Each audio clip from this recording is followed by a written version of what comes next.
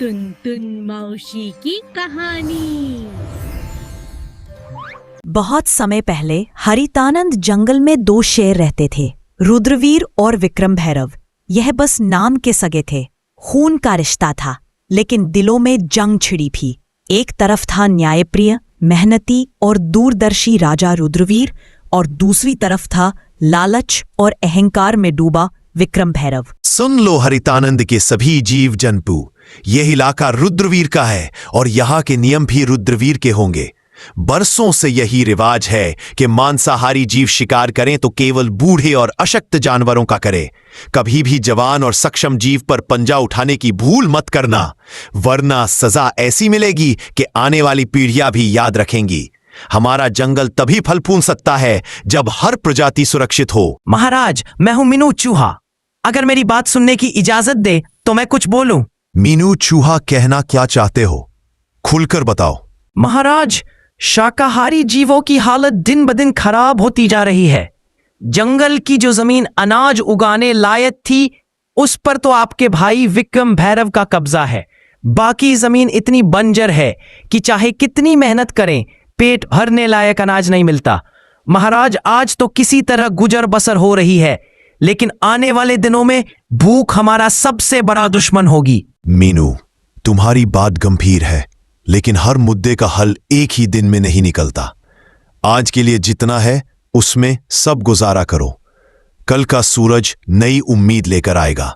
हम इस पर विचार करेंगे और कोई भी अन्याय, चाहे वह मेरा भाई ही क्यों ना करे, बर्दाश्त नहीं होगा। और उधर विक्रम भैरव। क्यों रे फट्टू भेड़िया, इस बार जनगणना का क्या हाल है? कितने शाकाहारी जीव बचे हैं मेरे इलाके में? महाराज, बस एक ही परिवार बचा है, भोलू बकरा और उसका छोटा बच्चा। बाकी तो आपके शिकार में सब खत्म हो गए। सिर्फ 1 महीने में ही आपके इलाके में शिकार ढूंढना भी मुश्किल हो जाएगा। ये क्या बोल रहा है तू? अगर शिकार ही नहीं रहेगा तो हम खाएंगे क्या? भूख से मर जाएं क्या हम? महाराज, यही तो आपको पहले सोचना चाहिए था। जब से आप राजा बने हैं, आपने इतनी बेरहम शिकारी की है कि गिनने के लिए उंगलियां कम पड़ जाएं। अब हालत यह है कि आखिरी बचा शिकार भी आपके बड़े भाई के इलाके में भाग गया है। भागेगा कहाँ? शिकार मेरा है, चाहे वो भाई के इलाके में क्यों ना चला जाए। आज चाहे आसमान टूट पड़े, मैं उस भोलू बकरा को खाकर ही दम लूंगा।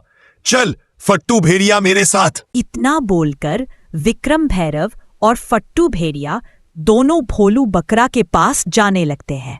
महाराज, यही है रुद्रवीर का इलाका। भोलू बकरा यही छुपा होगा, लेकिन यह जगह आपके लिए खतरे से खाली नहीं है। खतरा विक्रम भैरव के लिए? यह जंगल मेरी रगों में बहता है। फट्टू भेड़िया और शिकार मेरा हक है, चाहे वो भाई का इलाका हो या किसी और का। आज भोलू बकरा का अंत पक्का है। अचानक झाड़ियों के पीछे से भोलू बकरा और उसका बच्चा दिखाई देते हैं, डर के मारे कांपते हुए। भागो मत, तुम्हारा वक्त आ गया है। आज तुम्हारी चीखें इस जंगल में आखिरी बार गूंजेंगी। विक्रम भैरव झपटता है, तभी उसके सामने रुद्रवीर आ जाता है। बस एक कदम और ये जंगल तुम्हारे नाम को हमेशा के लिए मिटा देगा विक्रम भैरव। यह इलाका मेरा है और यहां मेरे नियम चलते हैं। तुम्हारे लालच ने पहले ही तुम्हारे इलाके को वीरान कर दिया। अब तुम मेरी प्रजा पर पंजा उठाओगे। जब तक रुद्रवीर जिंदा है, कोई भी मासूम इस जंगल में डर के साये में नहीं जिएगा। तू मुझे रोक सकेगा? तू सिर्फ अपनी प्रजा का राजा है। मैं इस पूरे जंगल का शेर हूं। मेरा शिकार मुझसे छीनने की हिम्मत कैसे हुई तुझ में? हिम्मत नहीं, फर्ज कहो इसे। राजा वो नहीं जो ताकतवर हो, राजा वो है जो कमजोर को भी उतना ही जीने का हक दे जितना खुद जीता है। अगर तुझे भूख लगी है तो मैं तुझे शिकार दूंगा, लेकिन इस भोलू बकरा का एक बाल भी बांका नहीं होने दूंगा। ठीक है भाई, आज तेरे इलाके का कानून मान लेता हूं, लेकिन याद रख, जंगल के हर कोने में तू नहीं होगा, और जब मैं अकेला शिकार देखूंगा, कोई नहीं आएगा उसे बचाने। विक्रम भैरव मुड़कर चला जाता है। रुद्रवीर भोलू बकरे को और उसके बच्चे को अपनी सुरक्षा में लेकर जंगल के अंदर ले जाता है। रात का समय विक्रम भैरव का अड्डा। आधा चांद आसमान में है, चारों ओर अंधेरा और ठंडी हवा। विक्रम भैरव गुफा के पास बैठा है, उसकी आंखों में लाल चमक। फट्टू भेड़िया पास में खड़ा है, डर और उत्सुकता के बीच। फट्टू भेड़िया, आज की हार मैं भूला नहीं। शेर खान ने सबके सामने मेरी इज्जत मिट्टी ने मिला दी।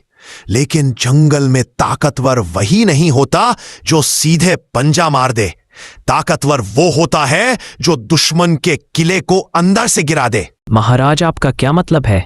मतलब ये कि अब हम रुद्रवीर के इलाके में ऐसे बीज बोएंगे जो उसकी प्रजा को उसी के खिलाफ कर दे।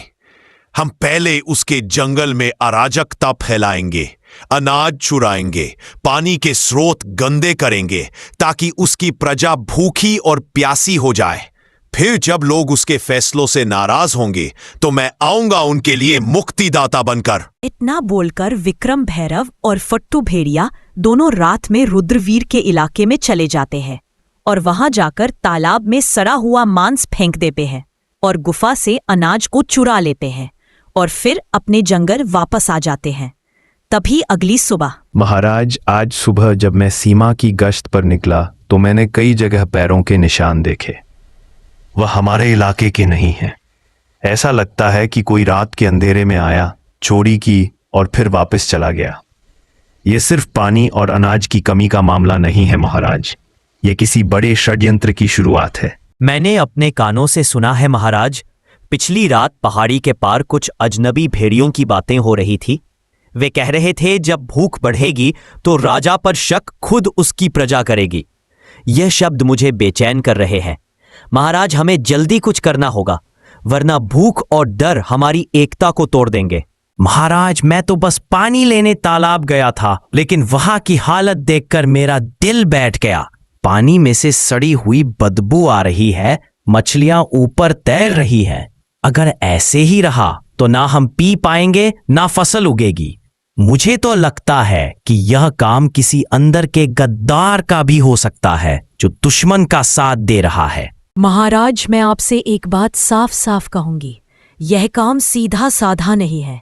यह योजना किसी ऐसे के दिमाग से निकली है जो हमें अंदर से कमजोर करना चाहता है। विक्रम भैरव के पंजे सीधे हमारे इलाके तक नहीं पहुंच सकते, लेकिन उसकी चालाकी जरूर पहुंच सकती है।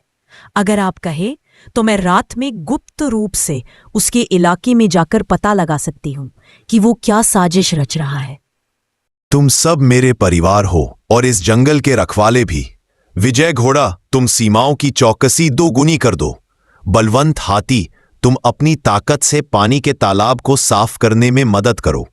ढोलू गधा, तुम गांव-गांव घूमकर सबको हौसला दो ताकि डर फैले ना पाए। और लूना लोमड़ी, तुम मेरी आंख और कान बनकर विक्रम भैरव के इलाके में जाओ और सच लेकर लौटो।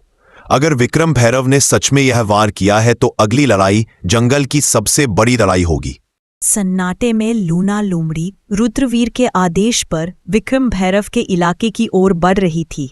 उसके हल्के हल्के कदम सूखी पत्तियों को भी आवाज नहीं करने देते थे।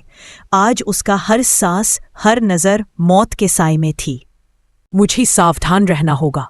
विक्रम भैरव के इलाके में जरा सी आवाज भी मौत बुला सकती है, लेकिन सच जानना जरूरी है ताकि रुद्रवीर और हमारा जंगल बच सके। विक्रम भैरव का अड्डा गुफा के पास में विक्रम भैरव और फट्टू भेड़िया धीमे स्वर में बातें कर रहे हैं।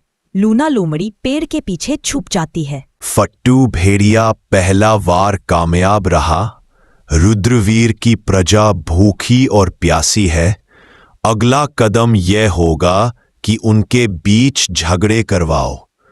अनाज और पानी के लिए लड़ाई होगी, तब मैं आऊंगा उन्हें बचाने के नाम पर। महाराज, लेकिन अगर रुद्रवीर को शक हो गया तो? शक से क्या होगा? जब तक उसके अपने लोग उस पर भरोसा खो देंगे वो कुछ नहीं कर पाएगा। याद रख फट्टू भेड़िया, शेर को हराने के लिए उसके पंजे नहीं, उसके दिल पर वार करो। लूना लोमड़ी यह सुनकर हैरान रह जाती है। उसके कान खड़े हो जाते हैं, लेकिन तभी पास में एक सूखी टहनी टूट जाती है और हल्की सी आवाज गूंजती है। महाराज, कुछ आवाज आई। कौन है वहां? लूना लोमड़ी तेजी से झाड़ियों में से निकलकर अंधेरे में गायब हो जाती है। विक्रम भैरव और भेड़िया उसका पीछा करने की कोशिश करते हैं, लेकिन वो लोमड़ी की फुर्ती से बच निकलती है। और अगली सुबह महाराज, मैंने सब सुन लिया है। विक्रम भैरव हमारी प्रजा को आपसे अलग करना चाहता है। वो भूख, प्यास और झगड़े फैलाकर आपको कमजोर बनाना चाहता है और फिर खुद राजा बनना चाहता है। तो अब समय आ गया है विक्रम भैरव की चाल का जवाब उसी की चाल से देने का। हम उसकी सोच से तेज चलेंगे और जंगल को बचाने के लिए हर कीमत चुकाएंगे। लूना लोमड़ी की खबर ने पूरे दरबार में आग लगा दी। अब शेर खान के सामने सिर्फ एक रास्ता था, एक ऐसी योजना बनाना जिसमें रुद्रवीर की चाल नाकाम हो और जंगल की एकता वापस लौट आए। सुनो मेरे साथियों, आज हम सिर्फ अपनी हुकूमत नहीं बल्कि पूरे जंगल का भविष्य बचाने जा रहे हैं। विक्रम भैरव ने सोचा कि वो भूख और डर फैलाकर हमें तोड़ देगा, लेकिन वह भूल गया कि एकजुट जंगल को कोई नहीं तोड़ सकता। विजय घोड़ा, तुम्हारी रफ्तार पूरे जंगल में सबसे तेज है। तुम सीमा पार विक्रम भैरव के इलाके के चारों ओर गश्त करोगे और अगर उसकी कोई टुकड़ी हमारी तरफ बढ़े तो तुरंत खबर लाओगे। महाराज, जब तक मेरे पैर में जान है कोई दुश्मन इस तरफ नहीं आ पाएगा। बलवंत हाथी, तुम्हारी ताकत हमारी ढाल होगी। तुम अनाज के भंडार के पास रहोगे ताकि विक्रम भैरव का कोई आदमी चोरी ना कर सके। महाराज, मेरी मौजूदगी में अनाज का एक दाना भी इधर उधर नहीं होगा। ढोलू गधा लोग तुम्हें कम आंकते हैं, लेकिन तुम्हारी याददाश्त और सहन शक्ति सबसे बड़ी ताकत है। तुम जंगल के हर घर जाओगे और सबको समझाओगे कि विक्रम भैरव की अफवाहों पर भरोसा ना करे। महाराज, जब तक मेरी आवाज पहुंचेगी कोई भी अपने राजा पर भरोसा खोएगा नहीं। मीनू चूहा, तुम्हारा कद छोटा है लेकिन काम बड़ा। तुम विक्रम भैरव के अड्डे के अंदर घुसकर उसकी खाने पीने की चीजें कुतर दोगे ताकि उसकी टोली कमजोर हो जाए। समझ जाइए महाराज, अब विक्रम भैरव को दांत दिखाने से पहले दांत साफ करने पड़ेंगे। और लूना लोमड़ी, तुम्हारा काम सबसे मुश्किल है। तुम विक्रम भैरव के बीच फूट डालोगी। फट्टू भेड़िए को यकीन दिलाओ कि विक्रम भैरव उसे धोखा देने वाला है और जब उनके बीच लड़ाई होगी हम वार करेंगे। महाराज, विक्रम भैरव को नहीं पता कि खेल अभी शुरू हुआ है। योजना बन चुकी थी। अब ये सिर्फ ताकत की लड़ाई नहीं थी, ये थी दिमाग, हिम्मत और एकता की परीक्षा। जंगल की सांसें तेज हो चुकी थी क्योंकि विक्रम भैरव को खबर तक नहीं थी कि रुद्रवीर ने मोर्चा संभाल लिया है। फट्टू भेड़िए, आज भोलू बकरा मेरे पंजे से नहीं बच पाएगा।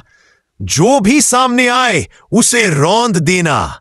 महाराज, रास्ता साफ है लेकिन लगता है कोई हमें देख रहा है। कुछ भी नहीं होगा। अब होगी तो सिर्फ मौत, वो भी रुद्रवीर की। चलो पहले उसके सूखे मांस के बोरे में छेद कर देता हूं, फिर उसके पानी के घड़े में भी। अब देखता हूं कितने दिन ताकत में रहता है। इधर हाथी और लोमड़ी विक्रम भैरव के सामने आ जाता है।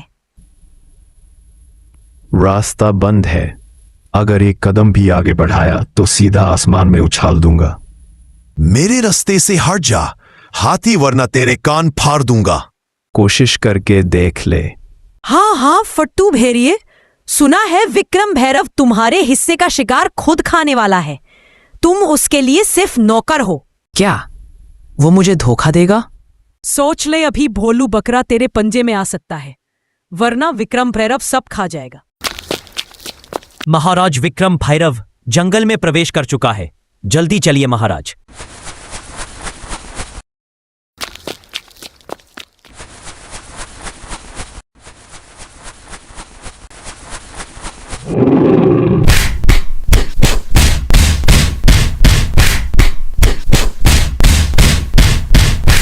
जंगल का कानून भूल गया था। विक्रम भैरव, आज तुझे जिंदा छोड़ रहा हूं ताकि तू याद रखे राज ताकत से नहीं, एकता और न्याय से चलता है। रुद्रवीर, तूने मुझे जिंदा छोड़कर गलती की। अब मैं जंगल का राजा नहीं, जंगल का साया बनूंगा और तुझे वही खत्म करूंगा जहां तू सोच भी नहीं सकता। विक्रम भैरव, तेरा साथ देकर मैंने कुछ नहीं पाया। अब मैं रुद्रवीर महाराज के पास जा रहा हूं। जा फट्टू भेड़िया, पर याद रख विक्रम भैरव की छाया से कोई नहीं बचता। मैं फिर लौट कर आऊंगा।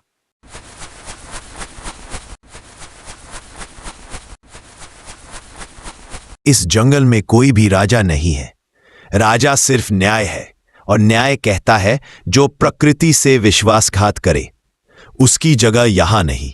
तो दोस्तों, इस तरह रुद्रवीर विक्रम भैरव को एक और जिंदगी जीने का मौका देता है और फिर हरितानंद जंगल फिर से शांत हो गया। लूना लोमड़ी, विजय घोड़ा और बलवंत हाथी सब अपने अपने काम में लग गए।